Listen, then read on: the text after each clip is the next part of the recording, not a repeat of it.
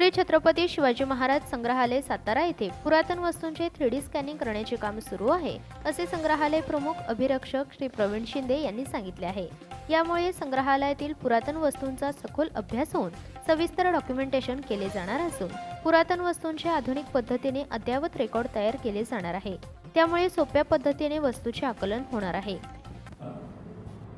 श्री छत्रपती शिवाजी महाराज संग्रहालय सातारा येथे सध्या पुरातन वस्तूंचे 3D स्कॅनिंगचे काम सुरू असून हे काम वडोदरा गुजरात येथील तज्ञ टीम करत आहे। यामुळे प्रत्येक पुरातन वस्तूचे सखोल अभ्यास करून त्याचे त्रिमितीय प्रतिमा तयार केली जाणार आहे। यामुळे प्रत्येक वस्तूचा अभ्यास करणे अत्यंत सोपे जाणार आहे।